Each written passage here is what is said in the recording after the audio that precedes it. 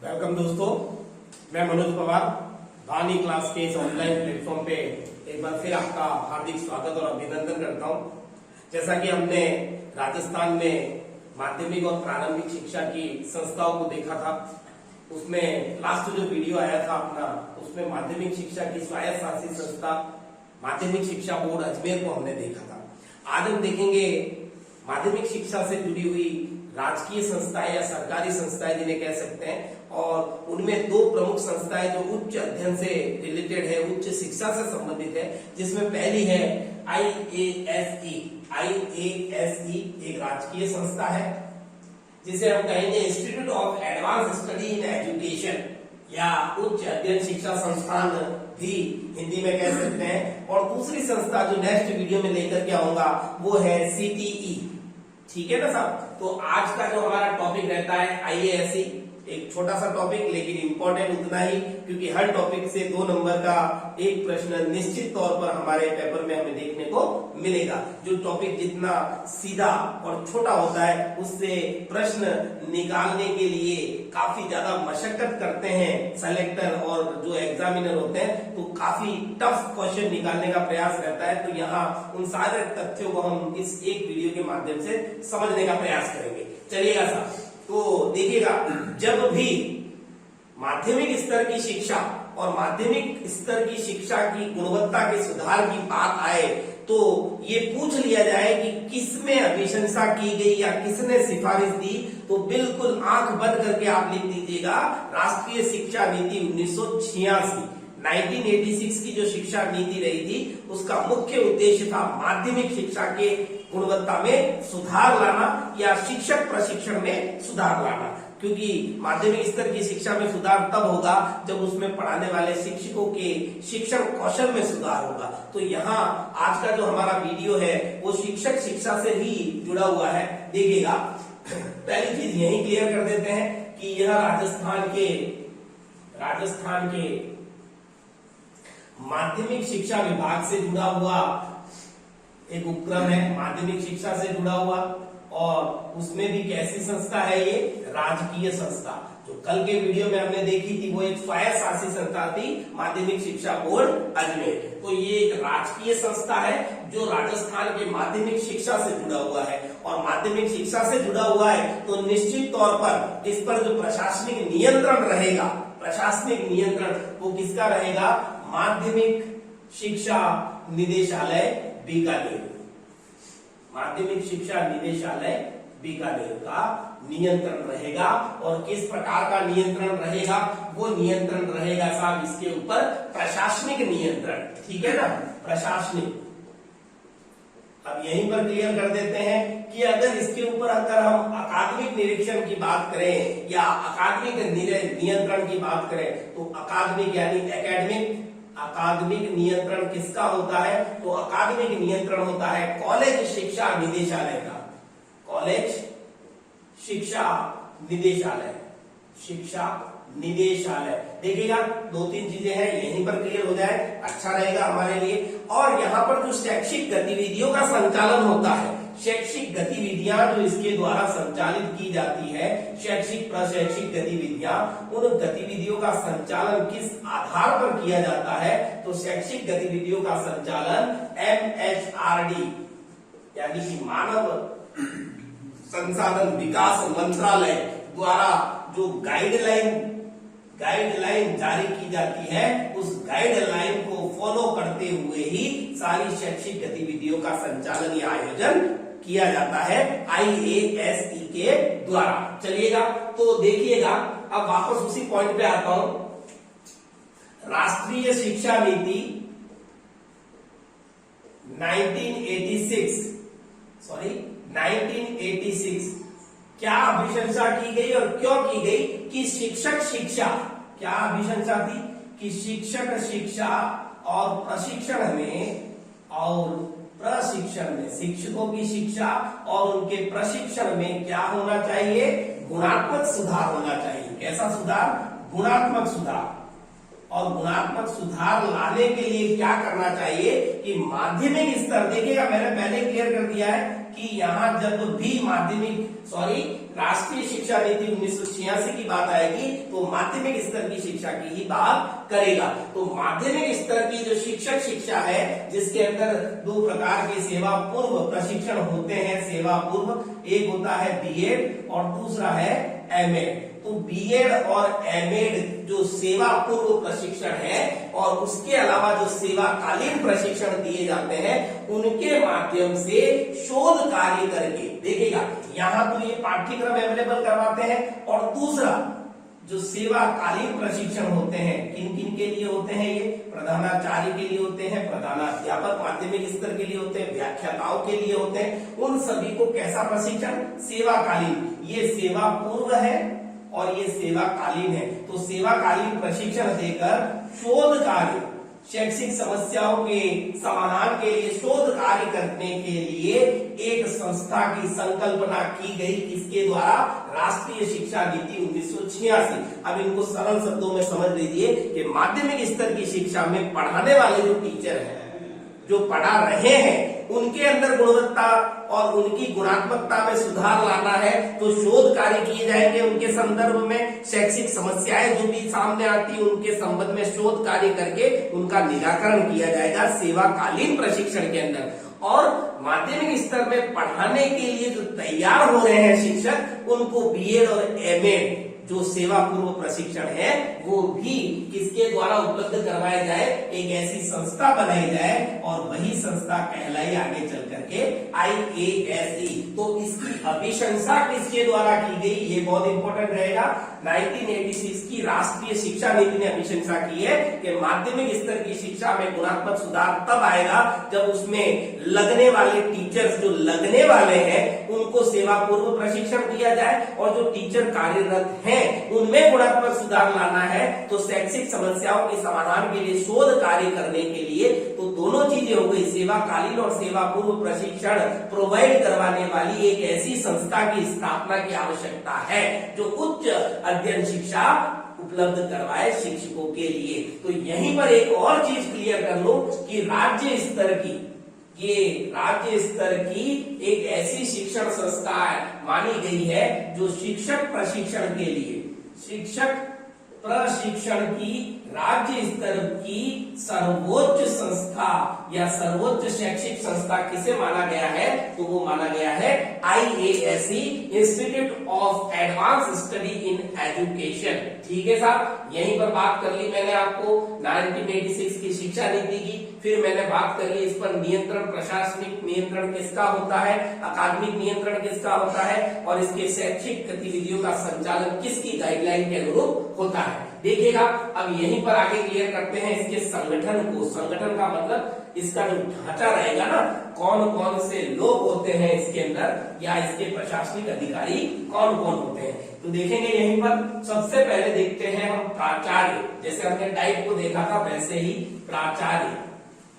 और ये जो प्राचार्य का पद होता है ये संयुक्त निदेशक के समकक्ष माना जाता है, संयुक्त निदेशक। उसके बाद में रहेगा उप प्राचार्य। उप प्राचार्य ये मैं आपको IASE के संगठन की बात कर रहा हूं। उप प्राचार्य जो रहेगा वह रहेगा उप निदेशक के बराबर। उप निदेशक, और उप निदेशक कहां बैठता है, शैक्षिक मंडल या संभाग स्तर पर। जो शैक्षिक विभाग के हिसाब से देखे तो 9 शैक्षिक मंडल है जिसमें बीकानेर और पाली सबसे बाद में 2013 में बनाए गए हैं। उसके बाद में रहेगा प्रोफेसर, और ये प्रोफेसर किसके इक्विवेलेंट माना गया है, जिला शिक्षा अधिकारी के इक्विवेलेंट माना गया है। उसके बाद में रहेगा आपका रीडर, और रीडर किसके समकक्ष माना जाता है, प्रधानाचार्य के समकक्ष माना जाएगा। उसके बाद में रहेगा व्याख्याता, व्याख्याता, और व्याख्याता वही स्कूल व्याख्याता के समकक्ष, स्कूल व्याख्याता। और उसके बाद में अंतिम जो पद रहेगा वो रहेगा अनुदेशक का, और अनुदेशक का पद भी स्कूल व्याख्याता के समकक्ष ही माना जाता है। तो यह रहेगा संगठनात्मक ढांचा किसका, IASE, institute of advance study in education. चलिएगा बात करेंगे अब इसके उपभागों की या प्रभागों की, कौन कौन से प्रभाग कार्यरत हैं। तो इसमें कुल 8 प्रभाग कार्यरत हैं। कितने प्रभाग हैं, 8 प्रभाग हैं, 8 प्रभाग। और 8 में से 7 तो है एकेडमिक यानी अकादमिक प्रभाग जो एकेडमिक से जुड़े हुए हैं, और एक प्रभाग है वो प्रशासनिक कार्यों के लिए बनाया गया है। प्रशासनिक कार्य देखने वाला एक प्रभाग और अकादमिक कार्य देखने वाले 7 प्रभाग। तो सबसे पहला जो एकेडमिक में देख लेते हैं, प्रशासनिक में देखने की आवश्यकता ही नहीं है कि IASC से रिलेटेड जितने भी प्रशासनिक और प्रबंधन के कार्य होते हैं वो उस शाखा के द्वारा किए जाते हैं। और दूसरी जो अकादमिक शाखा है उसमें सबसे पहली है शैक्षिक आधार अनुभाग या प्रभाग। इसका कार्य क्या होता है? ये बीएड और एमएड जो कैसे प्रशिक्षण है, सेवा पूर्व प्रशिक्षण, बीएड और एमएड का आयोजन करवाना, ये इस शाखा का कार्य रहता है। दूसरा है प्राथमिक शिक्षा अनुभाग, प्राथमिक शिक्षा। अब यहाँ बात तो देखिए आप समझने वाली कि जब प्राथमिक शिक्षा की बात करें तो प्राथमिक शिक्षा कैसे आ गया है यहाँ पर? तो प्राथमिक शिक्षा में प्राथमिक शिक्षा से जुड़े हुए शिक्षकों के प्रशिक्षण की बात नहीं है। प्राथमिक स्तर के शिक्षकों के प्रशिक्षण की जिम्मेदारी होती है जिला स्तर पर डाइट की। किसकी होती है? डाइट की। यहीं पर क्लियर कर दूं, डाइट को MHRD ने क्या कहा है? लाइट हाउस कहा है। लाइट हाउस, शिक्षा विभाग का लाइट हाउस MHRD ने किसे बताया है? डाइट को, जो जिला स्तर पर कार्य करते हैं। तो यहाँ डाइट में जो शिक्षक प्रशिक्षक हैं, शिक्षक प्रशिक्षक यानी कि शिक्षक जो डाइट में बनने जा रहे हैं, उन शिक्षकों को प्रशिक्षण देने वाले जो टीचर हैं, यानी टीचर को टीचर बनाने वाले जो टीचर हैं, उनको प्रशिक्षण दिया जाता है। बात को समझिएगा, सीधे शब्दों में डाइट में पढ़ाने वाले जो टीचर्स हैं, क्योंकि वो पढ़ाते भी टीचर्स को ही हैं, आगामी टीचर ही तो है भविष्य के जो डाइट में पढ़ रहे हैं, तो उन टीचर्स को पढ़ाने वाले जो डाइट के टीचर हैं, प्रशिक्षक है, उनको प्रशिक्षण देना ये IASC का प्राथमिक शिक्षा अनुभाग का कार्य रहेगा। उसके बाद में तीसरा जो अनुभाग है वो है सेवारत शिक्षा। सेवारत शिक्षा एवं प्रस्तार अनुभाग। इसका कार्य क्या होता है? जो अकादमिक और प्रशासनिक जो शाखाएं हैं 7+1, उन सभी शाखाओं में समन्वय स्थापित करना। क्या करना? समन्वय स्थापित करना, प्लस चाहे वो सेवा पूर्व प्रशिक्षण हो या सेवारत प्रशिक्षण हो, उन प्रशिक्षणों का आयोजन करना, उनकी रूपरेखा तैयार करना, उनके लिए जगह डिसाइड करना कि कहां पर प्रशिक्षण होगा। ग्रीष्मकालीन अवकाश में होगा, क्योंकि जो सेवाकालीन प्रशिक्षण होगा, स्कूल चल रहे हैं उस समय तो टीचर्स या जो व्याख्याता है उनको प्रशिक्षण देना संभव नहीं होता है। तो शीतकालीन या ग्रीष्मकालीन जो ब्रेक मिलता है तो वो सब डिसाइड करने का काम होता है सेवारत शिक्षा एवं प्रस्तार विभाग या अनुभाग का। उसके बाद में आता है आपका चौथे नंबर पर शैक्षिक प्रौद्योगिकी। शैक्षिक प्रौद्योगिकी, ये बार बार ये शाखा आती है जो SIERT उदयपुर के अंदर नहीं होकर अजमेर में ये शाखा कार्यरत करती है SIRT के अनुभाग के रूप में। तो शैक्षिक प्रौद्योगिकी का कार्य क्या होगा? तो TLM यानी कि सस्ते और अच्छे शिक्षा को और ज्यादा रोचक बनाने वाले TLM का निर्माण, शिक्षण अधिगम सामग्री का निर्माण, जैसे चार्ट्स वगैरह, और उसी के साथ साथ में कंप्यूटर की शिक्षा भी दी जाती है। तो शैक्षिक प्रौद्योगिकी अनुभाग के द्वारा ही दी जाती है। उसके बाद में है आपका योजना प्रभाग या अनुभाग। नाम से स्पष्ट है, योजना प्रभाग अनुभाग क्या करेगा? ये शैक्षिक नियोजन करेगा। जो भी शैक्षिक नियोजन, जो भी प्रशिक्षण दिया जाना है या जो भी कार्य करना है उसका नियोजन का इंग्लिश में बिल्कुल सिंपल शब्द में समझ में आ जाएगा आपको। नियोजन का मतलब होता है प्लानिंग करना। तो प्लानिंग करने का काम योजना प्रभाग का होता है, और साथ ही साथ में नीति परक राय देना। जो भी कार्य होने जा रहा है उसकी प्लानिंग करना और उससे रिलेटेड जो नीति परक राय होगी वो देना योजना प्रभाग का कार्य रहेगा। उसके बाद में रहेगा आपका शोध प्रभाग, और इसका संबंध मैंने आपको पहले बता दिया था सेवाकालीन प्रशिक्षण से, यानी कि जो सेवारत शिक्षक है, शैक्षिक समस्याएं उन्हीं के सामने आती है। जो पढ़ा रहा है ना उसी को पता है शैक्षिक समस्याएं क्या क्या आती हैं। तो उन शैक्षिक समस्याओं को पहचानना और विद्यालय स्तर पर उन शैक्षिक समस्याओं का समाधान किस तरह से करना है उस संदर्भ में शोध या अनुसंधान करने का कार्य इस शाखा का होता है। उसके बाद में आती है आपकी विशिष्ट शिक्षा।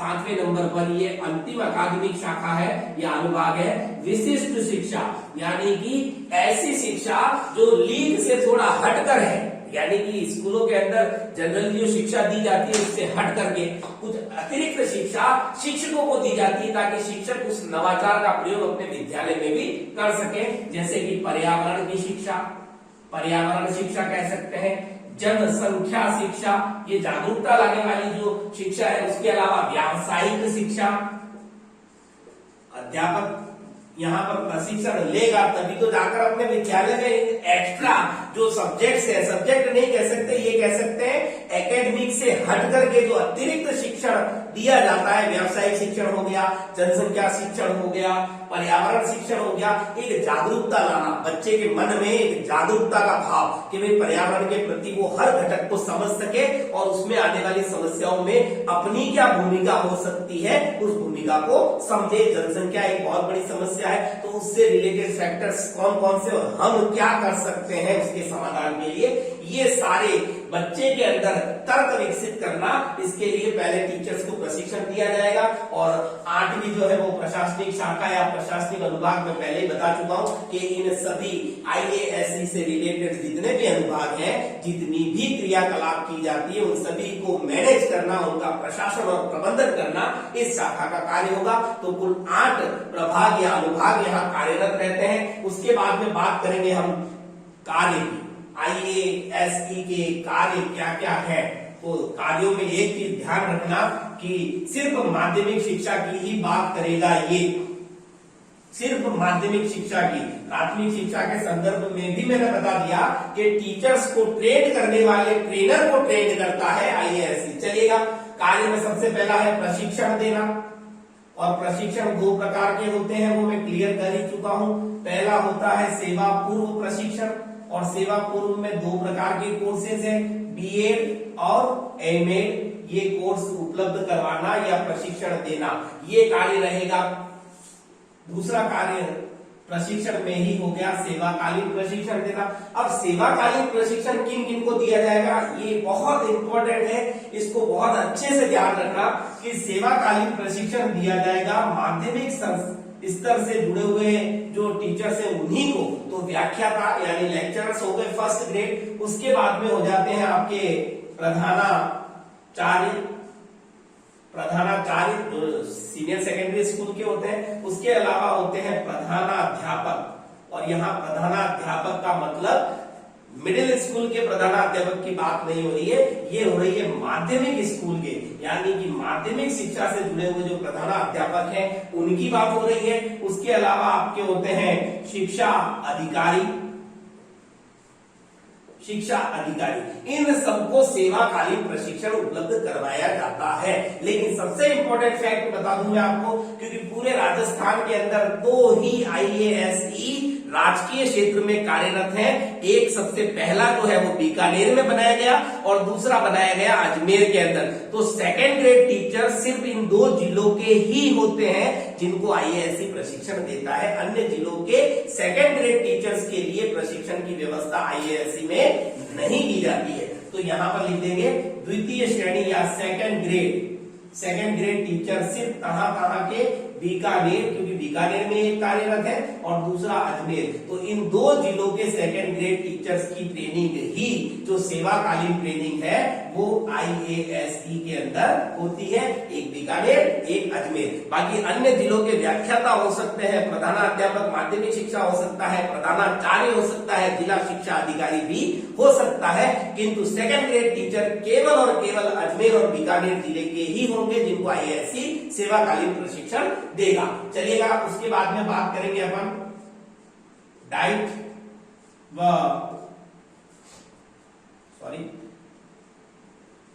व CTE, जो अगला टॉपिक में लेकर के आऊंगा अगले वीडियो में। CTE college of teachers education, ठीक है सर।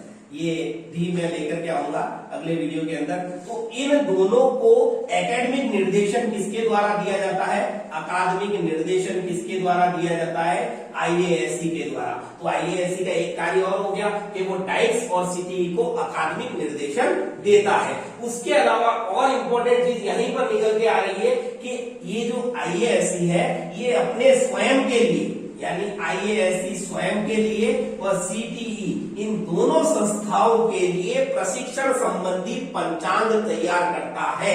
क्या करता है, प्रशिक्षण, क्योंकि CTE भी प्रशिक्षण देता है। प्रशिक्षण संबंधी पंचांग दोनों का कौन बनाएगा, दोनों का पंचांग IASC ही बनाएगा। CTE का भी पंचांग इसी के द्वारा तैयार किया जाता है। उसके बाद में कुछ संस्था है जिसमें हम शॉर्ट में लिखते हैं रमसा, इसको भी लेकर के आऊंगा एक वीडियो के अंदर, है ना, अभियान है ये।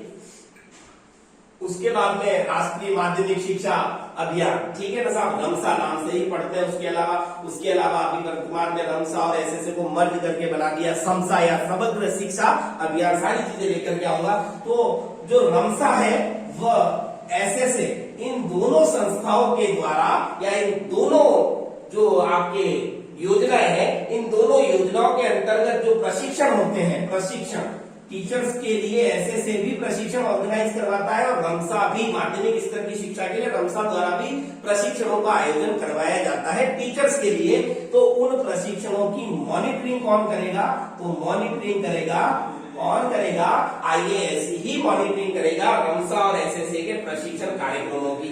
उसके बाद में हम सबसे इंपॉर्टेंट फैक्ट पे अब आ रहे हैं कि राजस्थान में कितने IASE हैं। तो देखिएगा, आपसे दो तरह से प्रश्न पूछा जा सकता है कि साहब राजस्थान में कितने राजकीय उच्च अध्ययन शिक्षा संस्थान कार्यरत हैं। राजकीय कितने हैं, तो 2 रहेगी संख्या। राजस्थान में IASE की संख्या कितनी है, 2 + 2। इंपॉर्टेंट 2 ये है राजकीय। मैं भी पहले कह चुका हूं कि माध्यमिक शिक्षा से जुड़ी हुई जो राजकीय संस्था है उनकी बात कर रहे हैं। तो पहला कहां है, पहला है साहब बीकानेर के अंदर, बीकानेर, IASC बीकानेर, IASC बीकानेर। अब देखिएगा, इसको समझिएगा कि IASC बीकानेर में डायरेक्ट एस्टेब्लिश नहीं हुआ। सबसे पहले 1940 के अंदर इसे बनाया गया शिक्षा शिक्षण संस्थान,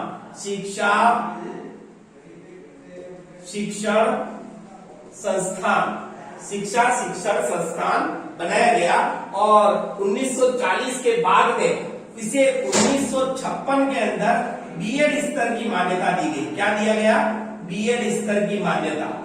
और बीएड स्तर की मान्यता के बाद में इसके अंदर फिर इंक्रीमेंट हुआ और इंक्रीज होता है। 1970 के अंदर इसे एमएड स्तर की मान्यता मिल जाती है, यानी एमएड स्तर तक के कोर्स। देखिएगा, वापस समझिएगा, बीकानेर में डायरेक्टली IASC की स्थापना नहीं हुई है।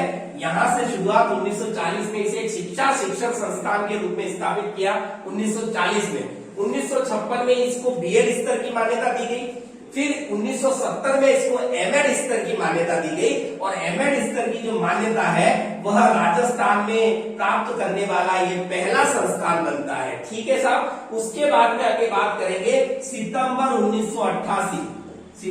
1988 के अंदर इसे एक IASE यानी कि उच्च अध्ययन शिक्षा संस्थान का दर्जा मिल जाता है। और यह राजस्थान का पहला IASE कौन सा है, तो वो बीकानेर में 1988 में स्थापित है। वर्ष पूछ लिया जाता है कई बार डेट के साथ में, तो एग्जैक्टली ये डेट लिखेंगे, सितंबर 1988। ठीक है ना साहब। तो सितंबर 1988 के अंदर इसे एक IASE का दर्जा प्राप्त हो जाता है। अब बात करूंगा दूसरे IASE की जो स्थित है अजमेर के अंदर। कहां है, अजमेर का IASE है। उस अजमेर के IASE की स्थापना हुई है 1941 के अंदर, लेकिन तब वो भी क्या था, शिक्षा शिक्षण संस्थान। और उसी क्रम में आगे चल करके 1989 के वर्ष में इसे भी IASE का दर्जा मिल गया। राजस्थान में सेकंड, राजस्थान का दूसरा उच्च अध्ययन शिक्षा संस्थान कौन सा है, तो अजमेर। ये दोनों राजकीय क्षेत्र में कार्यरत है, यानी कि ये राजकीय विभाग है, राजकीय विभाग है अजमेर और बीकानेर में स्थित है। और जो बीकानेर वाला है वहां देख लीजिएगा, स्पेशल सेकेंड ग्रेड टीचरों को सेवाकालीन प्रशिक्षण देता है, लेकिन केवल बीकानेर जिले के जो सेकेंड ग्रेड टीचर हैं उन्हीं को, और अजमेर वाला सेकेंड ग्रेड टीचर जो है उनको सेवाकालीन प्रशिक्षण देगा, लेकिन केवल उनको जो अजमेर जिले से बिलोंग करते हैं। इसके अलावा कितने कितने जिलों को ये व्याख्याता, प्रधानाध्यापक, प्रधानाचार्य और जिला शिक्षा अधिकारी लेवल की ट्रेनिंग करवाते हैं। तो यहाँ नाम याद रखना जरूरी नहीं है, सिर्फ ये याद रखना बीकानेर का संस्थान IASC है वो 15 जिलों के व्याख्याता, प्रधानाध्यापक, प्रधानाचार्य को प्रशिक्षण देता है, जबकि अजमेर का जो IASC है वो 18 जिलों के शिक्षक या प्रधानाध्यापक, प्रधानाचार्य, व्याख्याता और जिला शिक्षा अधिकारियों को प्रशिक्षण प्रोवाइड करवाता है। अब जो अपडेट यहाँ निकल करके आ रहा है उस अपडेट को देखिएगा। 2 IASC निजी क्षेत्र में भी कार्यरत है, प्राइवेट सेक्टर में भी 2 IASC स्थापित है। तो पहला निजी क्षेत्र का पहला है साहब IASC, वो है गांधी विद्या मंदिर। गांधी विद्या मंदिर और कहां स्थित है, चूरू के अंदर। ये निजी क्षेत्र का है, इसको कह सकते हैं प्राइवेट सेक्टर का है ये। और दूसरा है विद्या भवन उदयपुर, विद्या भवन उदयपुर। तो अभी वर्तमान में कुल कितने IASC निजी और सरकारी मिलाकर के पूछते हैं तो 4, राजकीय क्षेत्र के कितने हैं तो 2, निजी क्षेत्र के कितने हैं तो 2। निजी में कौन कौन से हैं तो गांधी विद्या मंदिर चूरू और विद्या भवन उदयपुर। बिल्कुल इसमें कंफ्यूज नहीं होना है, ये नाम तो आगे लगाना ही है, IASC गांधी विद्या मंदिर चूरू, IASC विद्या भवन उदयपुर। तो इस प्रकार से यहाँ IASC का कई बार तो सीधा सीधा नाम पूछा गया है कई एग्जाम के अंदर। IASC का पूरा नाम क्या है तो institute of advance study in education. ये बिल्कुल अच्छे से याद रखना है, क्योंकि 1-2 एग्जाम में सीधे सीधे नाम पूछा गया है। फिर इसका संबंध माध्यमिक शिक्षा निदेशालय से है, क्योंकि ये माध्यमिक शिक्षा से जुड़ा हुआ निकाय है। उसके अलावा इसका प्रशासनिक नियंत्रण माध्यमिक शिक्षा निदेशालय बीकानेर करता है, लेकिन इसका अकादमिक निरीक्षण नियंत्रण है वो कॉलेज शिक्षा निदेशालय द्वारा किया जाता है। और ये अपनी गतिविधियों का संचालन जो है वो MHRD द्वारा जारी की गई गाइडलाइन के अनुरूप ही करता है। ये माध्यमिक शिक्षा स्तर से जुड़े हुए व्याख्याता, प्रधानाध्यापक, प्रधानाचार्य और जिला शिक्षा अधिकारियों को तो ट्रेनिंग देता है सेवाकालीन। इसके अलावा ये डाइट के प्रशिक्षकों को भी ट्रेन करता है, प्राथमिक शिक्षा से जुड़ा हुआ ये पॉइंट बहुत इंपॉर्टेंट रहने वाला है। उसके अलावा जो सेवा पूर्व प्रशिक्षण है उसमें M.Ed और B.Ed ये 2 चीजें रहेंगी। उसके अलावा ये देखिएगा पाठ्यक्रम का भी निर्धारण करता है, पाठ्यक्रम। और पाठ्यक्रम कौन कौन से हैं, M.Ed, PhD, उसके अलावा M.Phil, इनके पाठ्यक्रम जो है या उनसे जुड़े हुए संसाधनों को भी उपलब्ध करवाता है, संसाधनों को उपलब्ध करवाता है। तो ये उच्च शिक्षा से जुड़ा हुआ है ना, इसलिए M.Ed, PhD, M.Phil इसका जो पाठ्यक्रम है या उसके संसाधनों को उपलब्ध करवाने की जिम्मेदारी जो होती है वो भी आपके IASC की होती है। तो यहाँ इस वीडियो के अंदर मैंने IASC पूरी तरह से समझाने का प्रयास किया। कार्यों में देख लीजिएगा, प्रशिक्षण 2 प्रकार के करवाता है। इसके अलावा ये डाइट और सिटी को अकादमिक निर्देशन देता है। फिर ये प्रशिक्षण संबंधी पंचांग स्वयं के लिए और सिटी के लिए बनाता है। रमसा और SSA के द्वारा जितने भी प्रशिक्षण होते हैं उनकी मॉनिटरिंग करने का कार्य भी IASC का ही होता है। तो इस प्रकार से आज के इस वीडियो के अंदर IASC मैंने आपको क्लियर समझा दिया है। और अगले वीडियो के अंदर मैं लेके आऊंगा CTE, और CTE भी उतना ही इंटरेस्टिंग रहेगा, उतना ही इंपॉर्टेंट रहेगा, क्योंकि हर टॉपिक से एक सवाल तो पक्का है। तो मेरे साथ लगातार बने रहिए। बानी क्लास के इस ऑनलाइन प्लेटफॉर्म पर आपको फर्स्ट ग्रेड फर्स्ट पेपर का कंप्लीट प्रिपरेशन करवाया जाएगा। मैं मनोज पवार आपसे आशा करता हूं कि इस वीडियो को आप पूरा देखेंगे और लाइक करें, शेयर करें और मेरे चैनल को सब्सक्राइब करें। मैं मनोज पवार आपसे आज्ञा चाहता हूं। धन्यवाद।